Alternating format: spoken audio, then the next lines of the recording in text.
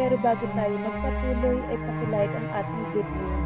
Ganun din ang subscribe button, pati na rin ang bell icon para lagi kayong updated sa mga parating ko pang mga uploads.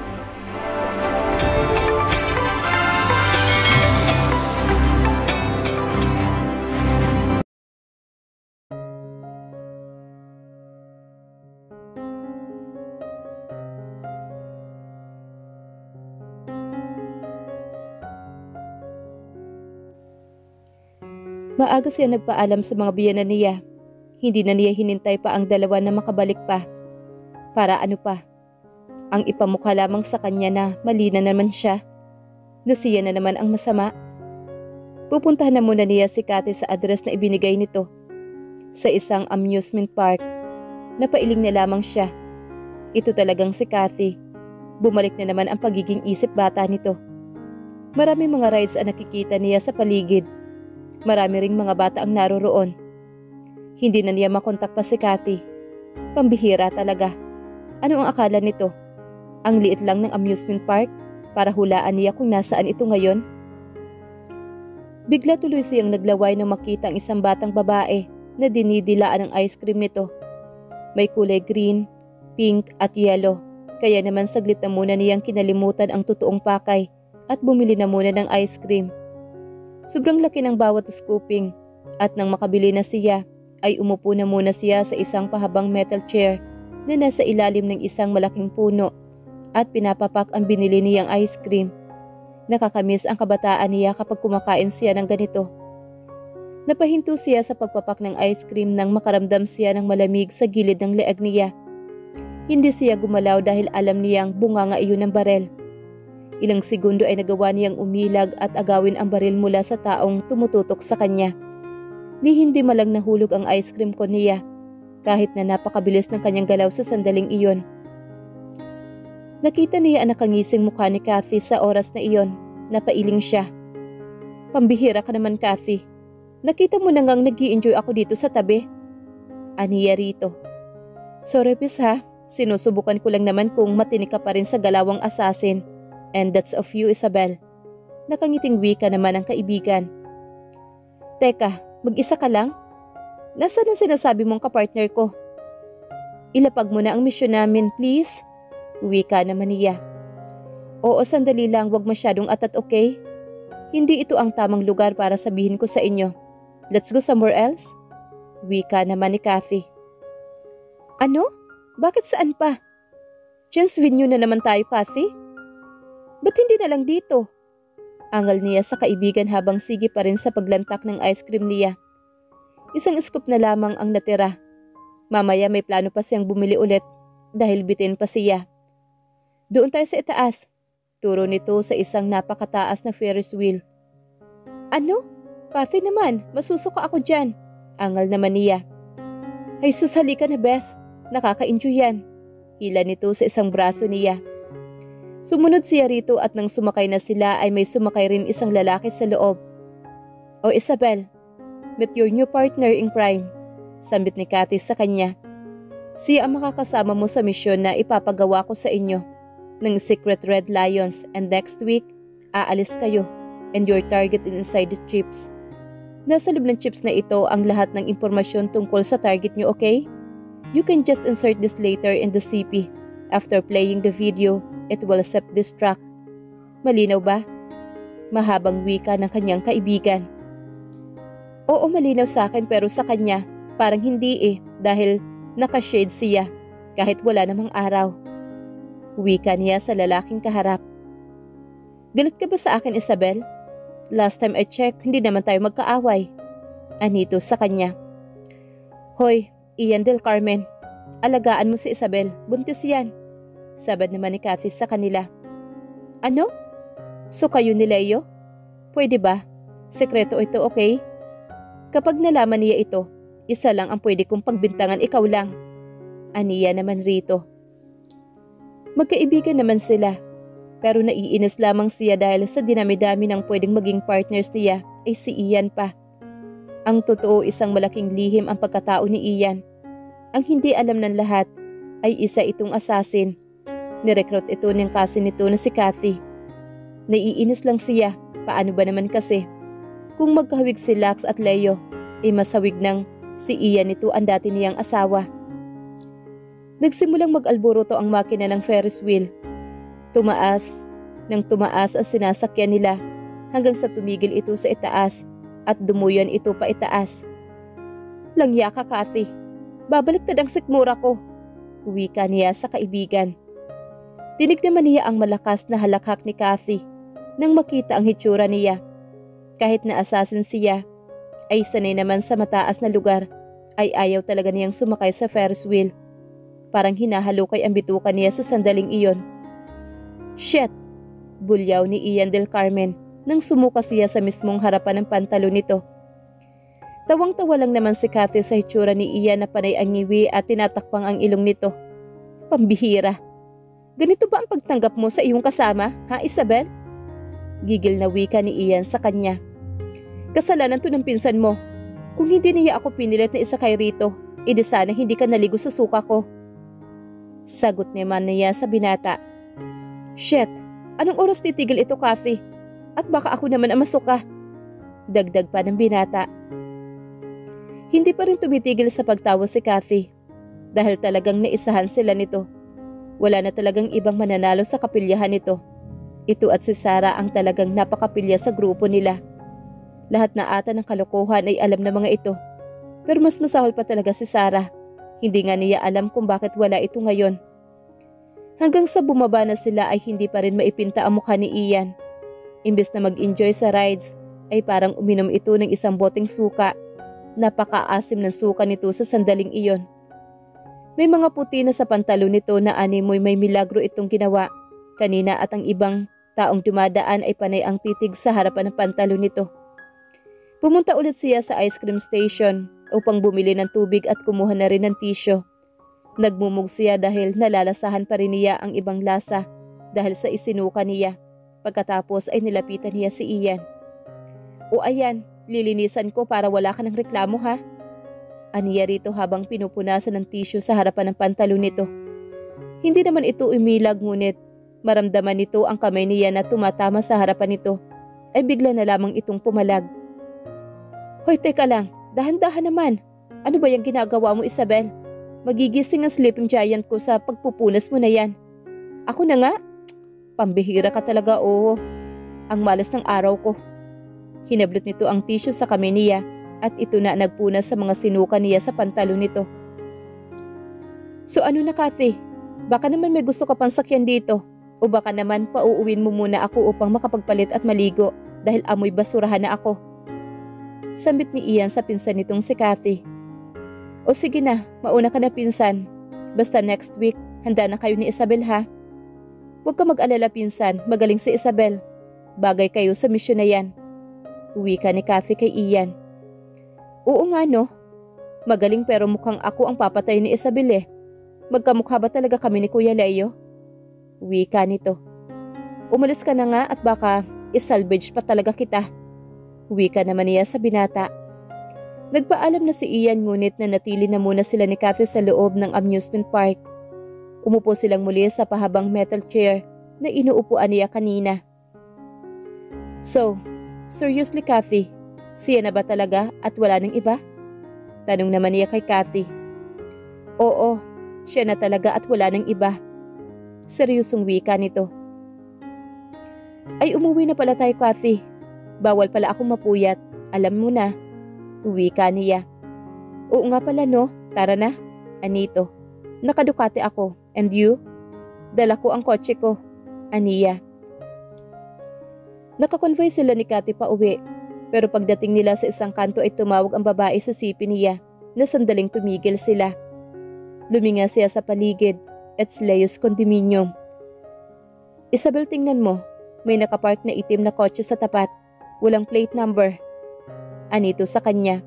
Kausap niya pa rin ito sa cellphone. Totoo nga ang sinabi ni Kathy. May nakaabang na sasakyan sa labas ng kondo ni Leo. Sure siya na nasa loob ito ng kondo kasama ang babae nito. Hindi naman nagtagal ay umusad ang itim na kotse at sumunod naman si Kathy sa likuran ng mga ito. Bumaba siya at nagtago sa isang mayabong na damuhan. Sumilip siya sa tapat ng kondo at nakita niya si Leo na nakamasid sa labas. Nakita rin ba nito ang itim na sasakyan kanina? Maliwanag ang ilaw sa paligid kaya kitang-kita niya ang mukha ng dating asawa. Masasabi niyang malungkot ito. Pero bakit? Hindi niya alam pero nararamdaman niya na malungkot ito. Kanina sa mansyon, hindi nito maikukubli ang kalungkutan sa mga mata nito. Hindi ito katulad ng dati. Masyado na ba itong pinapahirapan ng ama nito? Kaya pa ba ni Leo ang ganti ng ama nito? Napasandal siya sa pader na makitang pumasok na ulit ito sa loob. Napailing na lamang siya. Parang kailan lang ay nagsasama pa sila sa iisang bubong. Siya ang inuuwian. Siya pa ang nagbubukas ng pintuan sa asawa niya. At iisang pintuan lamang ng bahay ang kinakatok at pinapasukan nila. Ang makita itong pumasok sa pintuang iyon, parang nangyayari na naman ang flashback ng nakaraan. Nakaraan na hindi na pwedeng balikan. Isang nakaraan na dapat na niyang ibaon sa limot. Bumalik na muli sa loob ng sasakyan at nagmaneho na pabalik sa kanyang cafeteria. Naghilamos na muna siya at nagpalit ng damit bago sumampas sa kama. Ngayon lamang siya napangiti nang maalala ang nangyari kanina. Si Ian. Hindi talaga maipinta kanina ang mukha nito. Nang sumuka siya sa pantalon ng binata. Nakikita at nakakausap na naman niya ang binata pero palagi itong nasa ibang bansa o di kaya na may nasa Cebu. Hindi nga niya ma-imagine na magiging kapartners niya ito. Kung pwede nga lang talagang palitan ay gagawin talaga niya. Kaso kung sino ang itinakda ay sila na ang dapat. Kagaya ni Kathy, partner nito si Tiger Black. Nakapikit na sana siya nang biglang tumunog ang sipi niya. Si Kathy ang tumatawag kaya mabilis niya iyong sinagot. Yes? Tanong niya rito. 11:00 na ng gabi nang tiningnan niya ang orasan. Sinundan ko sila. Pumasok sa isang malaking mansyon. May naalala ka bang kaaway ni Kuya Leo dati? Tanong nito sa kanya. Sandali siyang nag-iisip pero wala talaga siyang maalala. Walang kaaway si Leo dahil napakabait nito at marunong itong makipagkapwa-tao. Wala naman, I don't think na may kalaban si Leo. Alam mo namang bantay ko siya parate. I don't think na ang mga nambablackmail dati sa kanya ito. Alam mo naman, takot sila sa atin na malaman nila kung sino ang protector ni Leo. Siguro kung meron man, it must be someone he met recently. Sambit naman niya rito. Siguro nga tama ka Isabel, pero karamihan sa mga negosyante ay wala nang habol pa kay Kuya Leo. Hindi lihim sa kanila ang tungkol sa ginawa ni Tito sa kanya. Kaya kung isa sa mga kakumpetensya ni Kuya ang kalaban niya, imposible ata yon. Uwi ka nito. Di ba sinabi ko sa iyo last time na i-investigate mo yung babae niya? Baka siya ang sagot sa mga katanungan natin. Suhestyon naman niya sa kaibigan. Okay sige. Remind me, nakakalimutan ko palagi ang bagay na yan. Uwi ka nito. Sige na Bes, matulog ka na. Tatawagan kita kung may natuklasan ako. Good night Bes. Uwi ka ng kaibigan niya bago nito ibinaba ang sipi. Siguro ay si Laila. Sino ang maghahabol kay Leo? Si Laila lamang naman ang kasama nito ngayon. Wala silang masyadong alam sa background ng babae. All they know is taga-squatter lamang ito. Pero hindi talaga nila iniimbestigahan ang pagkatao nito. Her work environment also. Napahawak siya sa tiyan niya nang maramdaman na parang may pumipitik. It is the heartbeat of her baby. Wala na siyang dapat na habulin pa sa mga Del Carmen. Dahil ang nakatago pa lamang niyang pera ay sobra pa kaysa sa mamanahin ng anak niya mula sa ama nito. Kinabukasan ay tumulong na muna siya sa cafeteria. Dahil maraming mga customer sa umagang iyon. Tinutulungan niya ang kanyang mga tauhan sa pag-aasikaso ng mga customers. Ma'am, kayo daw po ang magdala ng table 8. Request po iyon ng customer. Wika ni Julie sa kanya. Kinuha naman niya ang tray na may lamang cappuccino at croissant bread. Naglalakad pa lamang siya papalapit ay alam na niya kung sino ang customers na tinutukoy ni Julie. Akala talaga niya ay si Leo. Dahil pati pangangatawan ng magpinsan ay pareho talaga. Samantalang si Lex naman ay malapad kaysa kay Leo at mas matangkad. So nandito ka Ian, sambit niya sa lalaki. Yun ang nakasanayan niyang tawag kay Ian noon pa man. Nabalitaan ko kasi that you serve the best coffee in town. Huwi ka naman ito. Libre mo na lang to. Remember what you did to me last night? Dagdag pa nito. Napangiti naman siya sa sinabi nito. Inilapag niya ang tasa at platito sa harapan nito. At umupo rin siya sa harapan nito. Sorry na, pinaalala mo na naman. Uwi ka niya rito. Gusto ko kasing imbitahan kang kumain sa labas. May bagong bukas na hotel. Naghahanap ako ng makakasama to explore. Naisip kita, baka gusto mong matry ang menu nila. What do you think? Tanong nito sa kanya. Sige, dinner pa naman hindi ba? Magkape ka na muna riyan. Uwi ka niya sa lalaki. Tumayo siyang muli at nagpaalam na ulit kay Ian dahil may nakita siyang bagong dating na mga customers. Kahit na busy siya ay hindi pa rin naman umaalis si Ian sa loob. Nang lumingon siya rito ay abala ito sa pagbabasa ng kung ano sa sipi nito. Muli siyang lumapit rito na makitang lunchtime na. Wala ba itong gagawin? Ian is also a businessman, katulad ni Leo. Ay company rin ang mamanahin ng binata. He heard a lot about things, including that he is engaged to fixed marriage. Iba-iba talaga ang ugali ng mga Del Carmen. Hey, wala ka bang planong umalis? Anong oras ka pa dito? Don't you have any important things to do? Bukod sa pag-upo dito sa cafeteria, tanong niya sa binata. At bakit naman? Customers ako dito at may karapatan ako maupo dito at lihim na titigan ka. Seryosong wika nito sa kanya. Uy, hindi ako nakikipagbiruan sa iyo, Ian ha. Tumahimik ka kung ayaw mo masaktan. Banta naman niya sa binata. Tinitigan ko yung sinayang ng pinsan ko and now tune out to be my partners in crime. Sambit muli nito. Nalipasan ka na ba ng gutom? Leche ka talaga. Halika nga sa loob ng office ko. Nagluto ako ng tinulang isda. Baka kulang ka lang sa sabaw. Kaya lumuluwag na yan tornilyo mo sa utak. Uwi ka niya. Pumasok na lang sila sa loob ng office niya at naghanda siya ng makakain nila sa mesa. What a delicious food. Ang sarap palang tumambay dito. Uwi ka nito na matikman ang luto niya. No more next time. Mahiya ka naman no? Aniya naman sa binata. Isabel, final na ba ang desisyon mo na hindi ipagsabi kay kuya? Tanong nito. Buntis ka. Okay lang ba sa'yo na hindi sabihin sa kanya at hayaang itago na lang? Tanong naman nito. Yes, Ian. It's final already. Hindi na nga ako maghahabol sa mamanahin ng anak ko. Ayaw ko ng gulo, okay? At peace of mind ang kailangan ko. Yun ang pinakamagandang bagay na mamanahin ko kaysa sa maghabol ako sa kanya. And you know what? Later, your kuya will marry his mistress. At ang babaeng yun ay mas hahaba pa ang sungay upang suwagin ako. Ayoko ng away, Ian. All I want is to stay abroad pagkatapos ng mission natin doon. Hindi na muna ako babalik dito sa Pilipinas. Babalik ako kung nagka-amnesia na ako. Natatawang sambit niya sa binata. Ikaw naman, huwag naman ganun. Dumito ka pa rin. Ang saya kaya dito sa Pilipinas. Ang dami mga gwapo, lalo na ang mga Del Carmen. Huwi ka nito. Ano? Puro playboy rin naman ang mga Del Carmen kaya wag na lang. Huwi ka naman niya. Nagsalo sila ni Ian sa pagkaing niluto niya kanina. Nang lumabas sila ay nagpaalam na muna ito saglit at sinabing babalik na lang ito upang sunduin siya para sa dinner nila mamayang gabi.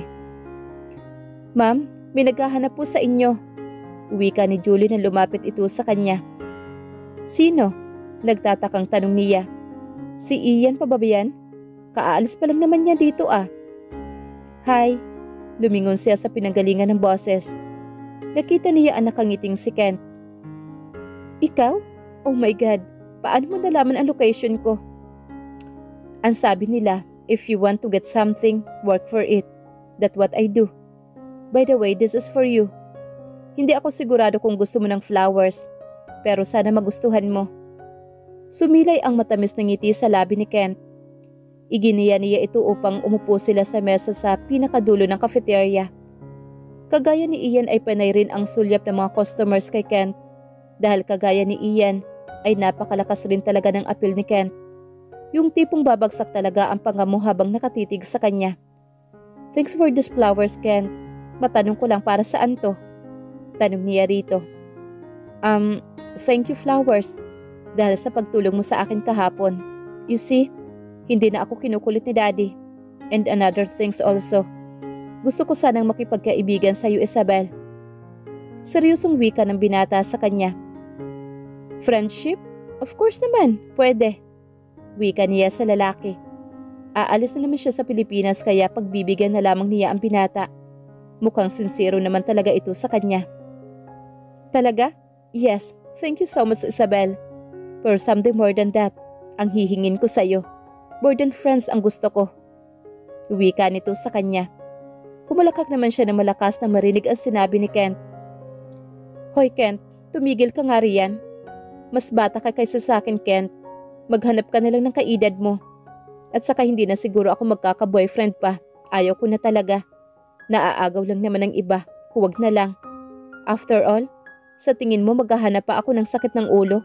Ouch, huwag na lang. Aniya sa lalaki. Huwag ka naman magsalita ng patapos, Isabel. Pero hayaan mo. Maghihintay ako. Uwi ka pa nito. Si nga pala, hindi na ako magtatagal ha. I need to go now. May meeting pa kasi ako. Pamamaalam nito sa kanya. Sige Kent, mag-iingat ka ha. Uwi ka niya rito. Umalis na ito pero naiwan pa rin siyang tulala. Ano ang meron sa araw na ito? Kanina si Ian at ngayon naman ay si Kent. Sa totoo lang talaga ay ayaw na niyang pumasok pa sa isang relasyon.